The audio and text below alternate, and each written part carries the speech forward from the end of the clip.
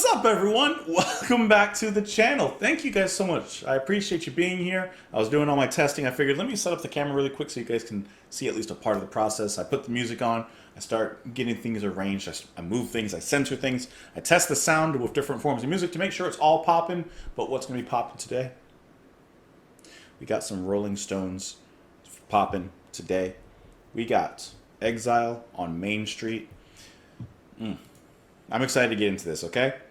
This is their 10th British and 12th American studio album. I think that's kind of interesting. I just saw that. This was released in 1972. Okay, Rolling Stones. So, I don't know a lot about the Rolling Stones. We've listened to Can't Get No Satisfaction. I've heard Paint It Black. And as far as I know, that's pretty much the extent of my Rolling Stones knowledge. So this is going to be really exciting to listen to. Obviously, I've heard so much about them all my life. But this is the first time that I'm actually diving into the band a little bit. This particular album, you guys had voted for in the poll I posted quite a while back now, but you guys thought you were just choosing one album. You weren't choosing an album that was on the poll. You were choosing the order of the albums to be done on the poll. So this is one of the ones that had gotten the highest votes, so we are going to naturally move on into it. As I mentioned, I don't know anything about the Rolling Stones. I don't know their history too much. By too much, I mean at all. I don't know their history at all, but I've seen this album in particular come up a lot in the comments, and so we're going to go ahead and dive into it today. We're just going to go ahead and get on into the music. You guys know what's going on. I don't know what's going on, but you guys know what's going on. Obviously, the music will be edited here, but you can watch the full version on Patreon. It's free. You don't have to sign up. You don't. You can just click the link, go listen to it. It's music, guys. Just go check it out. It's very easy. Right then and there if you want to go ahead and watch the full thing with the music. But for now, let's go ahead and get into it. So we're going to do side one of the album, I should say, first before we really get into it. So side one of the album is going to be the tracks Rocks Off. Are we getting on Rocks Off? Rip This Joint. Shake Your Hips. Casino Boogie, which actually sounds really, really fun, but I feel like it's going to leave you empty pockets. And Tumbling Dice. Are we doing a gambling thing here? Is this Alan Parsons' Turn of a Friendly Card, a gambling concept going on? Or maybe it's just all about good times. All these songs kind of sound like good times. We're going to find out. We're going to let these good times roll. As I move into part one, side one. Hope you guys enjoy the music. Hope that you enjoy my company. I'm for sure going to enjoy yours. Don't forget to leave comments, your favorite songs, what you think of the album, etc., etc. Without further ado, because we've done much of ado, let's do Rocks Off, the Rolling Stones. We'll talk about it after. Let's go.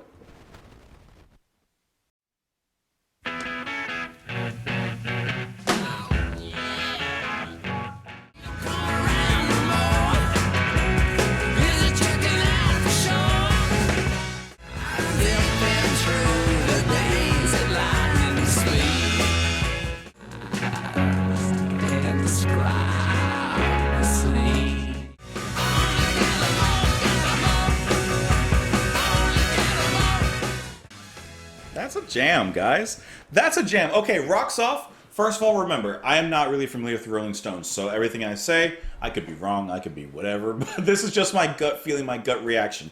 This song took me in a few unexpected places. 2 moments in the track, but we'll talk about those.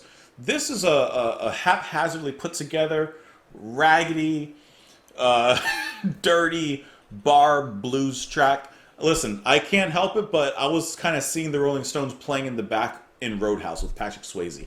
I don't know why. It just has that bar blues, but it's rough, it's tough, it's mean, kind of exterior on it. But getting to those 2 things that I wasn't expecting from the band. One was the horn section.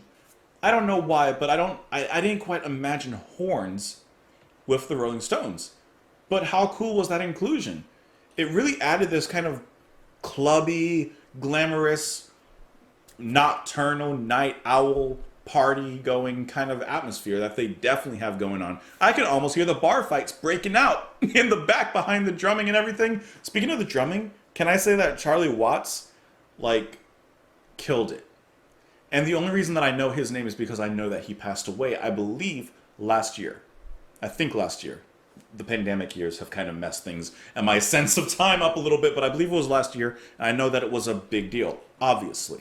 But me being not familiar with the band, it didn't quite make the mark on me. However, at least listening to this track, he plays so dynamically and so fun. He's really creating this atmosphere of persuasion and pervasiveness that just kind of fills out all of the cracks in the music. But yeah, I really like the trumpets and the horn section that came in. I want to find out who's playing that. Looks like it may be. Hold on. I'm looking through. I want to see if it was like one of the additional personnel in the band, or if someone in the band is actually playing what I imagine is trumpets.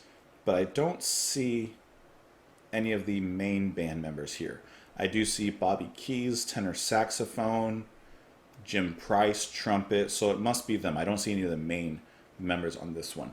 So yeah, I thought that was really cool. I think this track, kind of like its name implies, it's really feeling like getting your rocks off. It feels like this musical, how do I say this, release. Right? That's the safest way I can describe it. A musical release. Also, Keith Richards, right? No. See, I don't know the Rolling Stones. Okay, Mick Jagger is the lead singer. I thought Keith Richards was the lead singer, but no, he's the main guitarist, bass, electric piano. He plays a lot of things. And I only know really of Keith Richards because I always hear like jokes and memes like how he's still alive because like I guess of all the drugs they did and things like that. Okay, so Mick Jagger is the lead singer. His voice and his singing is so garbled. It's so like low in the production area, and yet that kind of adds to the, for lack of better word, grounded feel that the song kind of has. It feels grounded. It doesn't feel polished. This is their 10th, 12th studio album, and there's a lack of polish that actually accentuates the musical value you're getting from the band. It's not overproduced at all. As a matter of fact, it's probably a little underproduced. But I feel like that's the kind of sound that they're going for, because it really does add to the whole nature of this particular track. That was really cool. That really surprised me a little bit, especially, like I said, with those trumpets. And then that second moment that really surprised me was that drugged out moment that we had about 3/4 of the way through, when the music slowed down and really became muddled, and then Mick Jagger's voice, his singing, it kind of went through some sort of like warbling effect, or something was happening to it there. And in that particular moment, let me pull up the lyrics again. In that particular moment, he says, "Feel so hypnotized, can't describe the scene. It's all mesmerized, all that's inside me." So while the music and the lyrics kind of describe this adrenaline-fueled party and that kind of vibe, at that moment when he says he feels so hypnotized, he can't describe the scene, it's all mesmerized, it's all inside him, he's going through this thing inside of his mind, and the music perfectly captures that. As it shifts all the effects, it drowns out the party music from before, and we're just kind of in his own psyche. That's really cool. I like the way that they did that. It was just a small little break, but I think it was made and it was used perfectly in this particular track. Let's get into these lyrics, though. "I hear you talking when I'm on the street. Your mouth don't move, but I can hear you speak. What's the matter with the boy? He don't come around no more. Is he checking out for sure? Is he going to close the door on me? And I'm always hearing voices on the street. I want to shout, but I can hardly speak." Well, from that and some of the lyrics that he says later, it's like he's completely given himself to the nighttime. He's completely given himself over to that kind of mentality. He is a night owl, a party guy. He's the kind of person to like burn the midnight oil. He is staying up and partying, right? He says, "I only get my rocks off when I'm dreaming. I only get my rocks off while I'm sleeping." Does that mean that when other people should be sleeping, that's what he's doing? Or does that mean that he's done so much of something and certain things that he gets his most excitement now, like just sleeping and dreaming? He's attained all reality pleasures, so the only pleasures left are those that are in his dreams. I don't know. "I was making love last night to a dancer friend of mine. I can't seem to stay in step." He can't find the rhythm. Because she come every time that she pirouettes over me. Heading for the overload, splattered on the nasty road. Kick me like you've kicked before. I can't feel the pain no more. He's past all that.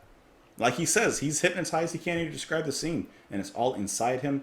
I like this line though a lot. The sunshine bores the daylights out of me, chasing shadows, moonlight mystery. Like I said, he has completely given himself over to the night.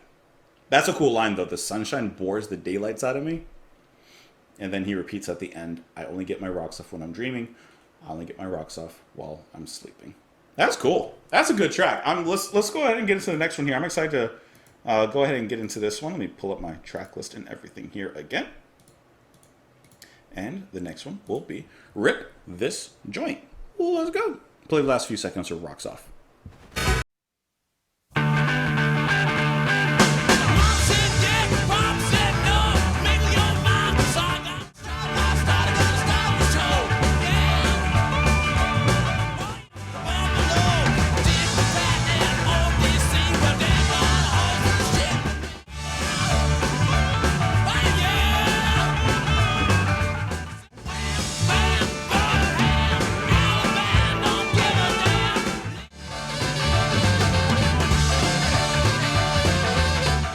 Taking me back to that's taking you back to like the 1950s rock and roll and that perfect like heart of rock and roll and blues music coming together. Once again, we're kind of getting this really big party scene that I'm getting. When he says rip this joint, I mean, you're taking the club, you're bringing the musicians, the band, and you were going to rip this joint apart. Can I tell you, I'm thinking about this. I'm hearing this song on the radio, but like back in like the 1950s, just for example. And can you imagine how people reacted? I mean, you can imagine because we can see it. But can you imagine how people reacted hearing stuff like this on the radio? Just like, this is the devil's music. This is something that like on an old 1950s radio, you know, everyone gathered around the radio to listen to the programs and the music and everything. And the announcer would be like, and now we got this new jam by blah, blah, blah, blah, blah. And then, you know, the parents are there, little Timmy, little Julie's there, and listening to the radio. And then this starts up, rip this joint. And the parents turn it off immediately. The kids are like, I want to hear more of that, because that's how it always goes. But yeah, like, obviously this is not the 1950s, this is the 1970s, but still the style is unmistakable. And they do a great job here. The piano playing was really fun. Just ripping this joint apart. Piano here is going to be played. I'm still looking. I see that Keith Richards does play electric piano, but it says that that's not on this particular track. You got Bill Plummer on the double bass playing here. I do see that. I'm not seeing who's playing the piano here. Whoever's playing it, though, I really like what they're doing. Maybe it's Nicky Hopkins, who seems to be playing keyboards for much of the album, at least. But I really like that. It's a nice swing. I think that's what this particular track has. It has that old rock and roll swing that's unmistakable, it's undeniable, and if not to your mind, definitely to your body, because your body's going to be at least like, you can't see it, but I'm tapping my toes. Let's go ahead and get into the lyrics, though. On this one, I think it's pretty straightforward. Mama says yes, Papa says no, make up your mind, say. I'm sorry. Papa says no, make up your mind, because I gotta go. I gotta raise hell at the Union Hall, drive myself right over the wall. Rip this joint, gonna save your soul. Round and round and round we go. Roll this joint, gonna get down low. Start my starter, gonna stop the show. I like how we're kind of getting two different meanings for the word joint. One, a place. Two, weed. Mr. President, Mr. Immigration Man, let me in, sweetie, to your fair land. I'm Tampa bound and Memphis too. Short, fat Fanny is on the loose. Dig that sound on the radio, then slip it right across into Buffalo. Dick and Pat in old DC, they're gonna hold some stuff for me. It's just the invasion of rock and roll and how that rock and roll, how in particular the Rolling Stones are going to sweep the nation. They're going to, for lack of a better word, infect everyone's ears and just absolutely dominate and take over. From San Jose down to Santa Fe, kiss me quick, baby, won't you make my day? Down in New Orleans with the Dixie Dean, across Dallas, Texas with the Butter Queen. Hey, Rolling Stones, you're moving, you're grooving, and you're moving again. Wham Bam Birmingham instead of thank you ma'am, but I'm sure it's still the same meaning behind that. Basically, Alabama don't give a damn, Little Rock fit to drop, let it rock. That's all it comes down to. As he says right there, let it rock. And I'm looking at Wikipedia now for this particular track, and I don't know why I couldn't remember the exact name, but yes, this song has a, as it says, pronounced rockabilly feel. It's kind of like Elvis, you know, it kind of has that same kind of style. Anyways, hey, I'm having a good time on it. I hope you guys are having a good time too. Let's go ahead and move on to the next track. That's going to be Shake Your Hips. Let's get them hips moving.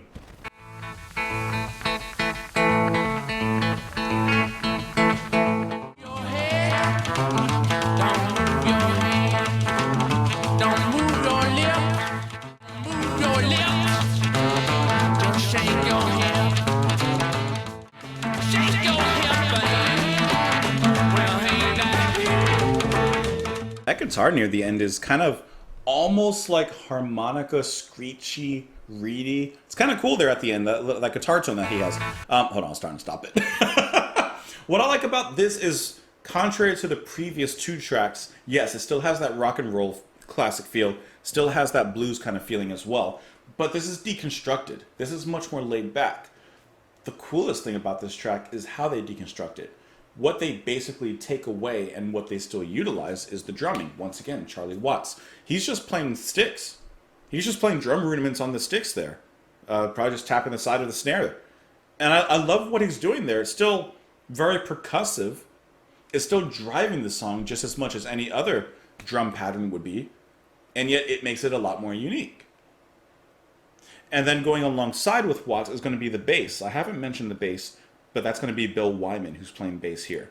And I really like the way that he helps move the track along, and not as percussive as Watts is doing, but more of a smooth, rhythmic, kind of like, not even a bounce, more of a movement.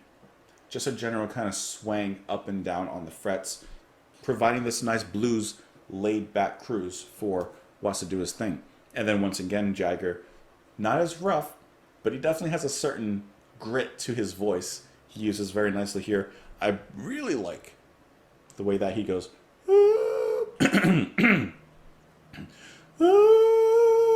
because at that moment, it kind of sends off the atmosphere to kind of do its own thing. And then Keith Richards comes in with the guitar. I think it's going to be... I see that they all kind of switch instruments a little bit at certain points, but I believe that it is still Keith Richards who's doing the guitar on here. And while he plays a really, like, for lack of a better word, a simple riff throughout, you do see little phrase begin to come off of it here and there. So that's really cool, but I really like the way that they deconstructed that. I think that's like the best thing about this particular track. It's a cool down from the heat of the parties that we just got in those previous two. Now, the lyrics on this one, I already had them up. Just scroll back up. I want to tell you about a dance that's going around. Everybody's doing it from the grown-ups down. Don't move your head. Don't move your hands. Don't move your lips. Just shake your hips. He could literally be talking about a dance, sure. This could be 1970s twerking. But I think he's talking about a kind of different dance. Don't move your head, don't move your hands, don't move your lips. Just shake your hips. Do the hip shake, baby. Shake your hips. Well, if you don't know, what do you mean you don't know? You never heard of this dance? Don't be afraid. Just listen to me and do what I say. Don't move your head, don't move your hands, no lips. Just shake the hips, baby. Now, ain't that easy? Well, I met a little girl in a country town. She said, what do you know? There's Slim Harpo. I don't know who Slim Harpo is. Let me see if that's someone I should know before moving on with the lyrics. Slim Harpo was an American blues musician. His most successful and influential recordings included I'm a King Bee, Rain Into My Heart, and Baby Scratch My Back. I can't say that I've ever heard of Mr. Harpo. Well, maybe she was listening to the music, which obviously from the Rolling Stones is very blues influenced, if not just straight blues itself. And maybe she heard it and said, hey, that's Slim Harpo.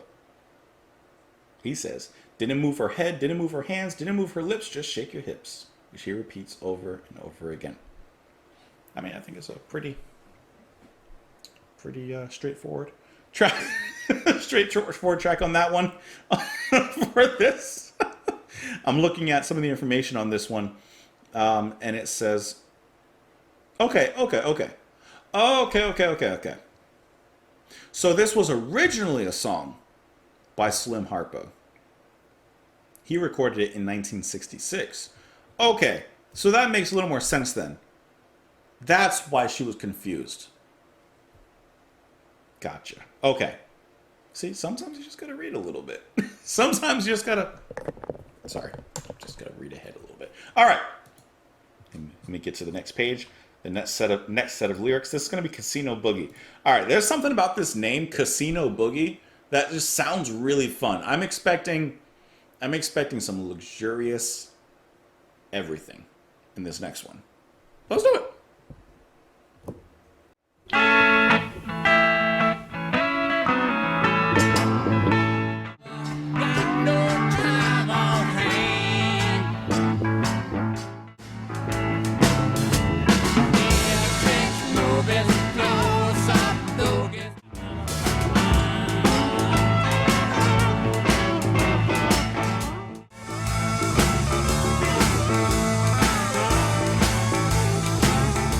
You guys, but when I was listening to this track, first of all, obviously by the title, I can't help but think of a casino.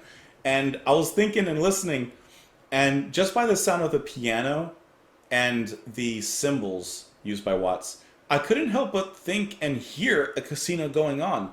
I would hear the change hit the pans or going into the slot machines. I would hear the crank of the lever and then the slots beginning to roll. I could hear and feel the disappointment.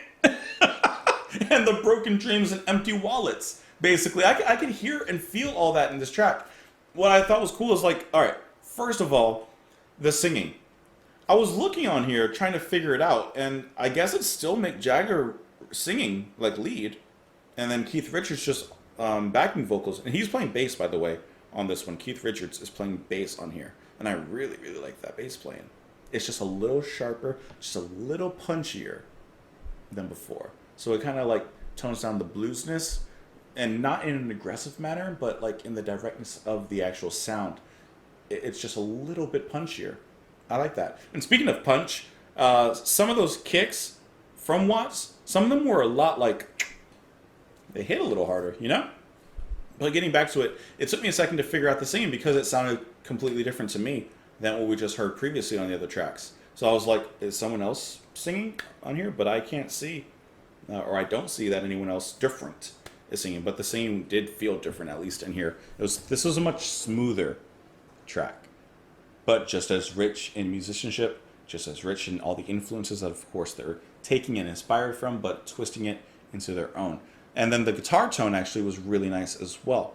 It kind of sets you up with like, I guess just because I have this casino thing in my mind, like a Las Vegas kind of feel. We get to the end here. Listen to that, right? And listen to Watts just kind of bouncing there on the cymbals. But that guitar tone, it sounds westerny a little bit. Definitely bluesy, but more of a country western bluesy, rather than, for example, a southern rock blues or anything of that nature, or New Orleans blues. And then even the, wow, oh my god, my voice. Even the, wow, like the crying of his notes. I'm sorry, but it sounds like people who were sore losers crying over their empty wallets, basically. They shouldn't have tried that extra one. You shouldn't have tried that extra pulling that lever one last time. You just walked away. But sometimes it's hard to walk away. No good, can't speak, wound up, no sleep. Skydiver inside her, slip rope stunt flyer. Wounded lover got no time on hand. One last cycle, thrill freak, Uncle Sam. Pause for business, hope you'll understand. Judge and jury walk out hand in hand. Is this talking about basically like all the risk and possible rewards and possible losses of a gambling situation? Or just the things that are going on in a casino or around a casino? No sleep, no good, wound up. You know, you're not sleeping because you're gambling. Or you're anxious, or something, whatever it is, you can't sleep. There's a skydiver who's doing some things. There's a wounded lover, got no time on hand. There's a lot of wins and there's a lot of losses. There's some good and there's some bad. Sometimes a lot of both.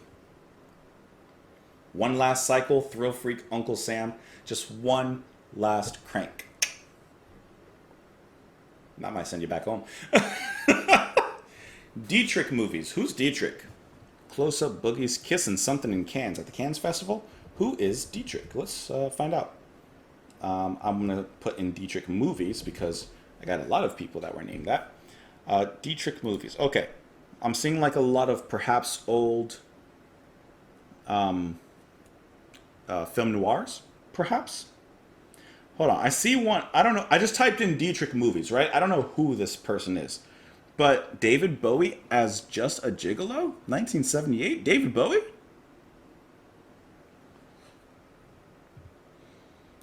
So I'm assuming that this is Marlene Dietrich, who was a German actress. I was just reading a little bit about her really quick. So maybe this is what they're talking about. Paramount sought to market Dietrich as the German answer to Metro Goldwyn Mayer's Swedish sensation Greta Garbo. I don't know anything about Miss Dietrich, but let's get back to these lyrics. Grotesque music, $1 million sad. Got no tactics, no time on hand. Left shoe shuffle, right shoe muffle, sinking in the sand, fade out freedom, steaming heat on, watch that hat in black. Finger twitching, got no time on hand. You're losing time, you're losing money, and you're losing time. I'm going to read a little bit about this track because I don't know what the lyrics are going on. I'm looking at, once again, Wikipedia. Struggling to write lyrics for the song, Jagger wrote small random phrases on torn pieces of paper.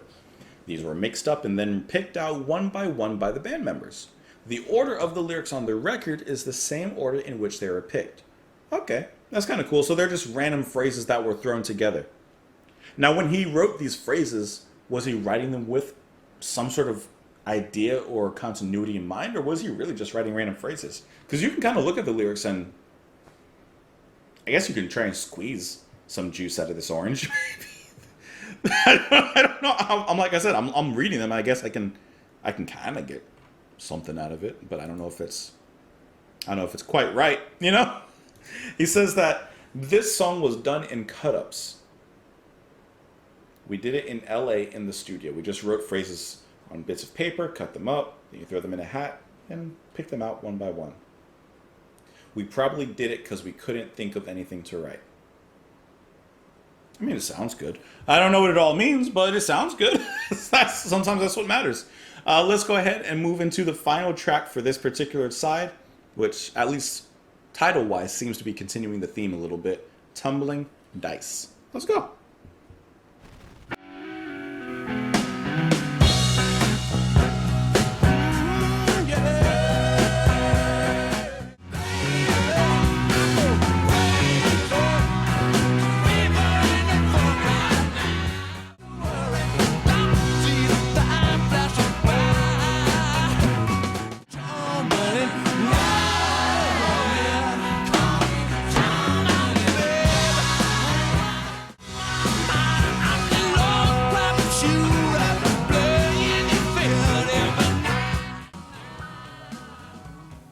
I think without a doubt, even though, this is only the first side of the album, this is easily like one of the best tracks out of the 5, if not the best. This one just has everything coming together and really bubbling up to the top, what we've grown before. This is the fruitage of those seeds that were planted.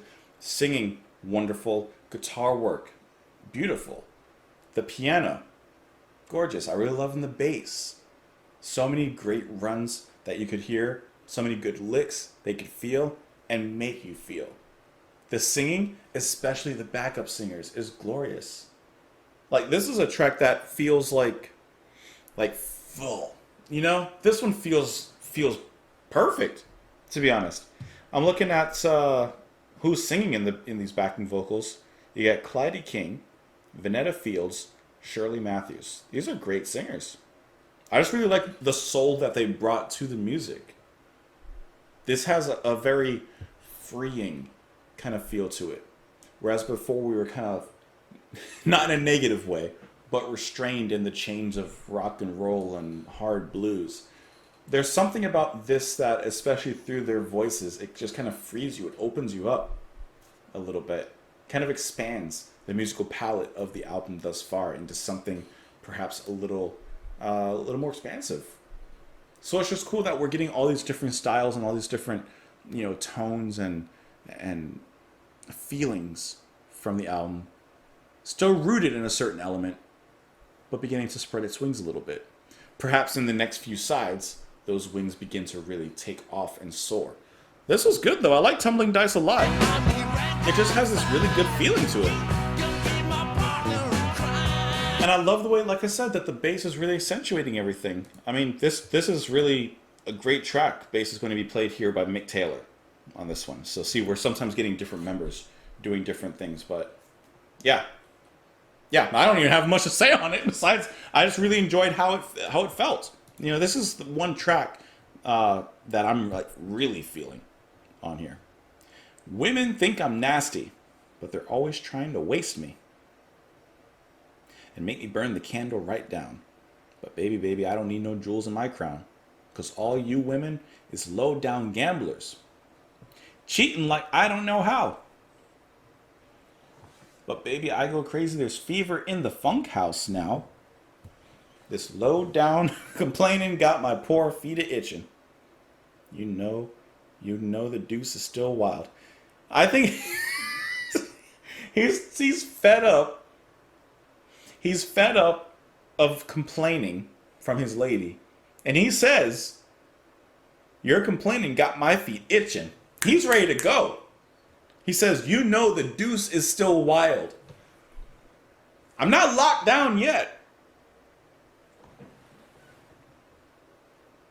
Baby, I can't stay. You gotta roll me. You call me the tumbling dice. Being with him is a gamble.